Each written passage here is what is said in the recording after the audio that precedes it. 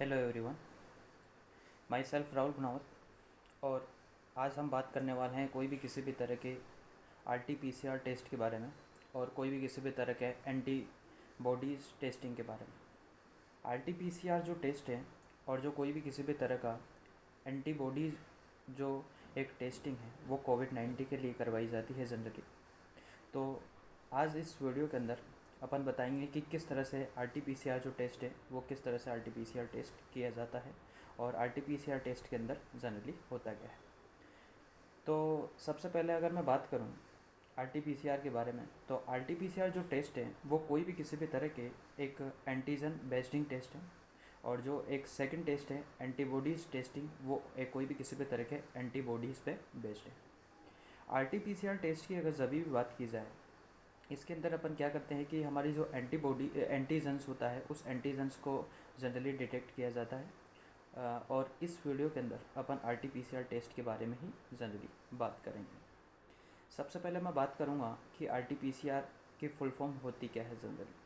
तो आरटीपीसीआर की full form होती है reverse transcription polymerase chain reaction, और या फिर ऐसा बोलूँ कि real time polymerase chain reactions. ये होता है आरटीपीसीआर टेस्ट जनरल। तो इस आरटीपीसीआर टेस्ट के अंदर सबसे पहले अपन बात करेंगे कि इसके प्रिंसिपल्स के बारे में बात करेंगे। प्रिंसिपल के बारे में थोड़ा बाद में बात करते हैं, पहले इसके कुछ जनरल जो चीज़ें हैं उनके बारे में बात करेंगे। सबसे पहले मैं बात करूँगा कि कॉजेटिव एजेंट के बारे में बात करता हूँ।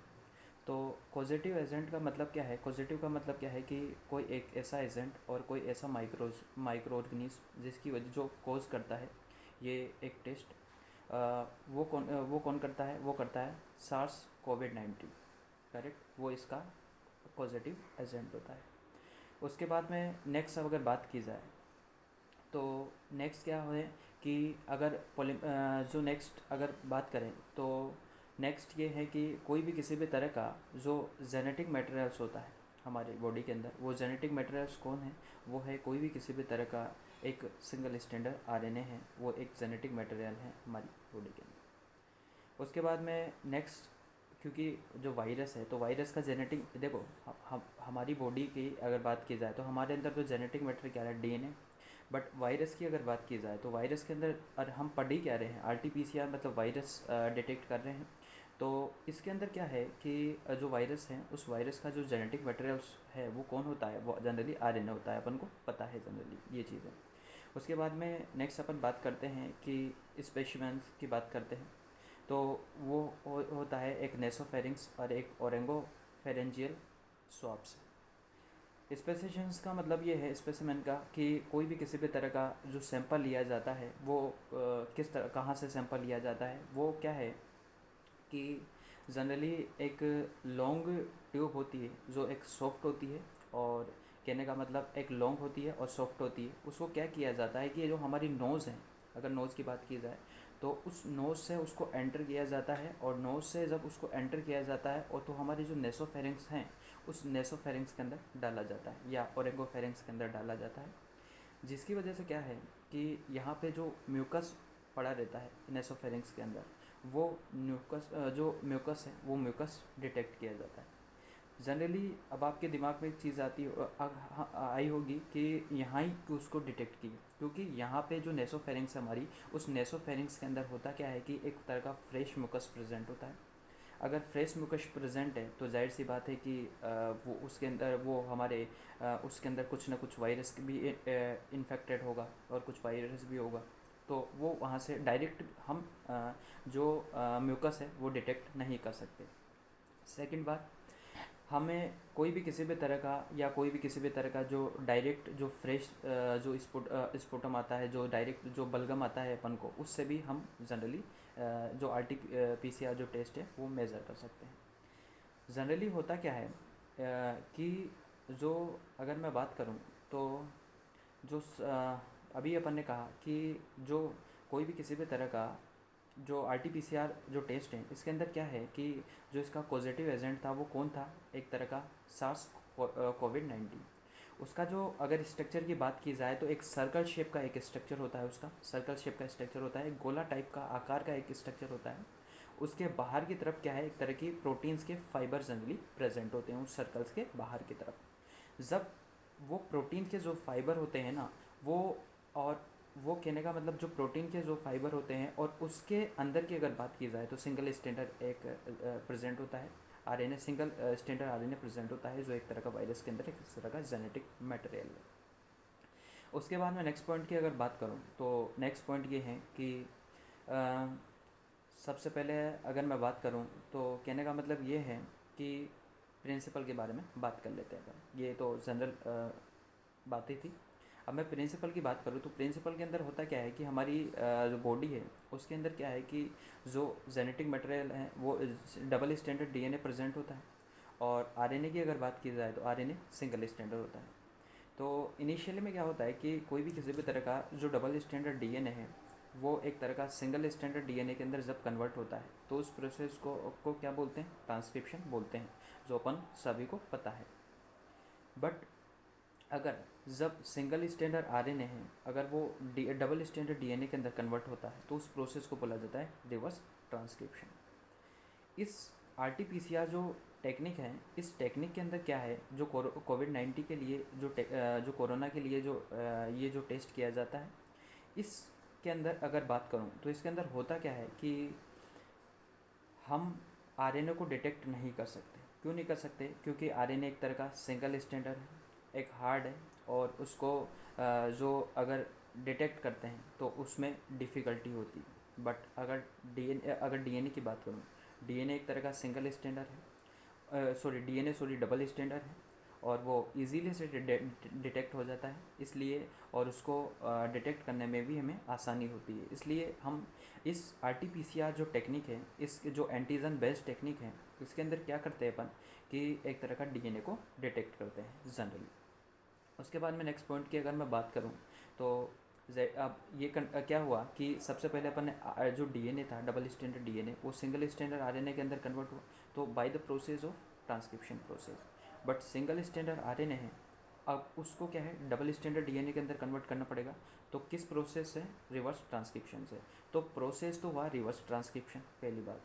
दूसरी बात कि जो एंजाइम इन्वॉल्व होता है इसके अंदर वो होता है एक तरह का reverse transcription enzyme, transcripted enzyme. उसके बाद में क्या करते हैं कि जब और ये जो डीएनए बना आर सिंगल स्टैंडर्ड आरएनए से, जो डबल स्टैंडर्ड डीएनए बना, इसको बोलते हैं complementary RNA, that can be C DNA. Complementary क्यों बोला? क्योंकि ये एक तरह का क्या है, एक तरह का ओरिजिनल डीएनए नहीं है, ये एक तरह का कॉपी किया हुआ डीएनए आरएनए से हमें डीएनए बनाया है।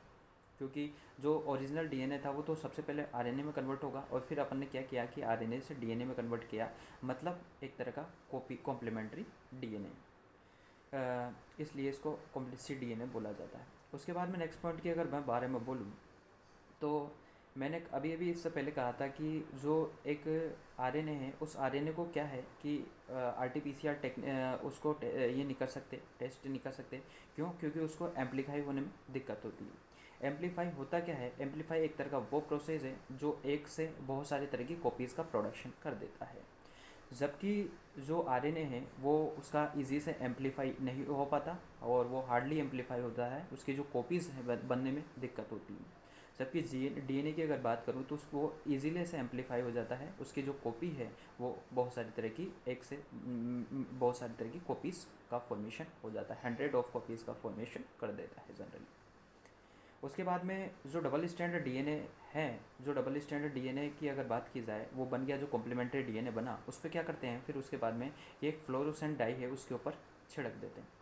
अब फ्लोरोसेंट डाई छिड़कने की वजह से क्या होता है कि कोई भी किसी भी तरह के जो एंटीजन्स हैं वो क्या है वो चिपक जाते हैं उस, करेक्ट। नेक्स्ट बात क्या है कि अपन ने शुरू में कहा था कि जो आरटीपीसीआर जो टेक्निक है इसके अंदर क्या करते हैं कि एक स्वाब है जो हमारे नेसोफेरिंक्स और ओरेंगोफेरिंक्स के अंदर डाली जाती है, और उससे एक म्यूकस निकाला जाता है। तो जो म्यूकस निकाला है उसको क्या करते हैं, एक टेस्ट ट्यूब लिए अपन ने और उस टेस्ट ट्यूब के अंदर डाल दिया। तो जाहिर सी बात है कि उस टेस्ट ट्यूब के अंदर प्रोटीन भी होंगे, जाहिर सी बात है कि उसके अंदर फैट्स भी होंगे, जाहिर सी बात है उसके अंदर आरएनए भी होगा। तो अपन बहुत सारे तरह के केमिकल्स डालते हैं उस ट्यूब के अंदर, और जो प्रोटीन्स और जो फैट्स हैं उन वो डिस्ट्रॉय कर देते हैं और उनको डिस्ट्रॉय करवा देते हैं। जब जाहिर सी बात है कि जब प्रोटीन्स और फैट्स जब डिस्ट्रॉय हो जाते हैं तो उसके अंदर रिमेनिंग क्या बचा, ओनली आरएनए बचा, और वो जो रिमेनिंग आरएनए बचा वो क्या है, डबल स्टैंडर्ड डीएनए के अंदर कन्वर्ट होता है और फिर उस पर एक फ्लोरोसेंट डाई जनरली डाल देते हैं। होता क्या है कि फ्लोरोसेंट डाई का जितना ज़्यादा लेवल होगा उससे ही अपन पता लगाएंगे आरटीपीसीआर टेक्निक के अंदर कि जो उतना ही देखो, अगर एक चीज़ है कि अपन को कैसे पता चला कि जितना फ्लोरोसेंट ज़्यादा अगर फॉर्मेशन होगा, जितना फ्लोरोसेंट अगर डाला, अगर उससे ज़्यादा फ्लोरोसेंट डाई का फॉर्मेशन होगा जिससे ही एक जो वायरस है वो भी ज़्यादा होगा। जनरली होता क्या है कि एक तरह का मैं इस जो आरटीपीसीआर जो टेक्निक है इसके अंदर होता क्या है कि एक तरह का एक टाइम और फ्लोरोसेंट के बीच में एक ग्राफ होता है जनरली इस मशीन के अंदर। जनरली कुछ इस तरह का दिखता है। अगर वाई एक्सिस की अगर बात करूँ तो फ्लोरोसेंट का लेवल है वाई एक्सिस पे रहता है जनरली इसके अंदर, और एक्स एक्सिस की बात करूँ तो उस पर क्या होता है कि कोई भी किसी भी तरह का टाइमिंग होती है मेजर। जनरली नॉर्मल पर्सन की अगर बात करूँ या नॉर्मल पर्सन की अगर बात करता हूँ तो उसके अंदर जो फ्लोरोसेंट और टाइम का जो लेवल होता है, जैसे ऐसा ग्राफ बनाया तो वो लेवल है कांस्टेंट रहता है जनरली। बट अगर कोई भी किसी भी तरह का अगर पेशेंट है जिसके कोविड-19 हो जाता है या कोरोना हो जाता है तो उसके अंदर जो फ्लोरोसेंट का लेवल है वो बढ़ जाता है। तो अपन के जितना अगर लेवल बढ़ रहा है तो इसका मतलब है कि वो पेशेंट है कोरोना है उसके अंदर। अगर उसका लेवल कांस्टेंट है इसका मतलब वो पेशेंट नॉर्मल है। उसके बाद में नेक्स्ट अपन बात करते हैं कि ये जो पीसीआर जो टेक्निक आरटीपीसीआर जो टेक्निक है, जनरली पीसीआर आरटीपीसीआर टेक्निक इसके अंदर क्या होता है कि 35 जो ये साइकिल है वो 35 साइकिल में जाके कंप्लीट होती है जनरली, करेक्ट। और नेक्स्ट पॉइंट की अगर बात की जाए तो एक जो साइकिल है वो कितनी कॉपीज़ का फॉर्मेशन कर देता है, वो करता है अराउंड 1 मिलियन कॉपीज़ का फॉर्मेशन, 1 बिलियन कॉपीज़ का फॉर्मेशन कर देता है, करेक्ट। तो एक साइकिल से कितनी कॉपीज़ बन का फॉर्मेशन, एक साइकिल है, एक साइकिल से कितनी कॉपीज़ का फॉर्मेशन होता है, वो होता है 1 बिलियन कॉपीज़ का। तो जाहिर सी बात है कि 35 साइकिल होती है इस आरटीपीसीआर के अंदर, तो 35 बिलियन कॉपीज़ का फॉर्मेशन रहा होगा। तो जब 35 बिलियन कॉपीज़ का फॉर्मेशन हो जाता है तो उससे क्या है कि बहुत सारे तरह के कुछ पर्सन हैं उनके अंदर क्या है कि अगर मान लो कि 14-15 अगर साइकिल में अगर वो फ्लोरोसेंट का जो लेवल अगर डिटेक्ट हो जाता है तो उसके अंदर ये है कि जो कोरोना है वो एक तरह का ज़्यादा लेवल है। आपने सुना होगा और जनरली ये बताते भी हैं कि बहुत सारे पेशेंट बोलते हैं कि उसके अंदर जो कोरोना था वो था पर इतना ज़्यादा नहीं था। और बहुत सारे तरह के आदमियों से आपने सुना होगा कि उसके अंदर बहुत जो कोरोना था वो बहुत ज़्यादा लेवल था। तो ये कैसे पता लगाएंगे कि किसके अंदर कोरोना का लेवल कम है, किसके अंदर कोरोना का लेवल ज़्यादा है, तो ये हम पता लगाएंगे इसकी साइकिल से। क्योंकि मैंने क्या कहा कि 35 साइकिल कंप्लीट होती है और एक साइकिल की अगर मैं बात करूं तो एक साइकिल की अगर मैं एक साइकिल कितने 35 बिलियन, एक साइकिल 1 बिलियन कॉपीज़ का फॉर्मेशन करती है, तो 35 साइकिल कितनी करेगी, 35 बिलियन कॉपीज़ का फॉर्मेशन करेगी। अगर मैंने अभी ये भी कहा कि कोई पेशेंट है जिसके अंदर 14-15 साइकिल्स में अगर फ्लोरोसेंट का लेवल है डिटेक्ट हो जाता है, बढ़ जाता है, जिसका मतलब है कि उसके अंदर सीवियर लेवल है वायरस का, करेक्ट। और जब सीवियर लेवल है वायरस का तो जाहिर सी बात है कि उस पेशेंट के अंदर कोरोना है वो भी ज़्यादा है जनरली। और अगर मैं बात करूं कि कोई पेशेंट है उसके अंदर जो अगर इसका लेवल है वो 36-37 में दिखता है अगर, तो जाहिर सी बात है कि 32-33 में दिखता है, सॉरी मैंने गलत बोल दिया, 36-37 नहीं होगा। अगर 32-33 में दिखता है, अगर लेवल दिख जाता है तो जाहिर सी बात है कि उसके अंदर है वायरस तो है, पर वो जो उसके जो म्यूकस से एक जो वायरस डिटेक्ट हुआ वो वायरस तो है बट वो क्या है, कम है जनरली। एक चीज़ मैं बताना भूल गया, शुरू में बताता बट मैं वहाँ भूल गया और अब बता देता हूँ कि होता क्या है। जनरली होता ये है कि ये जो सिंगल जो आरटीपीसीआर जो टेक्निक है ये इससे एंटीजन डिटेक्ट करते हैं अपन, और जो एंटीजन जो डिटेक्ट किया वो क्या करता है कि हमारी जो रेस्पिरेटरी ट्रैक्ट है दैट कैन बी लंग्स, ये लंग्स है। अगर ये लंग्स की अगर मैं बात करूँ तो लंग्स अगर सिंपल अगर लंग्स की बात करता हूँ, ये लंग्स हैं जनरली हमारी तो इस लंग्स रेस्पिरेटरी ट्रैक्ट पे, हमारे रेस्पिरेटरी ट्रैक्ट की अगर बात करूँ तो इस रेस्पिरेटरी ट्रैक्ट पे वो क्या है अफेक्ट करता है जनरली। अब जब रेस्पिरेटरी ट्रैक्ट पे अगर वो एक अफेक्ट करता है तो जिसकी वजह से हमें कहने का मतलब वहाँ पे जो रेस्पिरेटरी ट्रैक्ट के अंदर बहुत सारे तरह के जो सेल्स प्रेजेंट हैं, वो सेल्स में क्या है, ये डिवाइड होना स्टार्ट कर देता है, जिसकी वजह से ये एक इन्फेक्शन कर देता है, और जिसकी वजह से हम जनरली सिम्टम्स हो जाते हैं पेशेंट के अंदर। और अगर कॉमन सिम्टम्स तो आपको पता ही है कि इसके के थकान होना, तेज़ बुखार होना, और खांसी होना, और बार बार छींके आना, और कहने का मतलब है कि हाथ पाँव में बहुत तेज़ दर्द होना, ये। और मतलब बॉडी का ऐसा प्रतीत होता है कि जैसे बॉडी पूरी की पूरी एक टूट गई यार, इस तरह से हमारे ये हो जाता है। और जो फीवर होता है वो बहुत तेज़ फीवर होता है, नॉर्मल फीवर नहीं होता। तो ये सारी कंडीशन इसके अंदर होती है। तो ये सभी पढ़ते हैं अपन RT-PCR के अंदर। Thank you.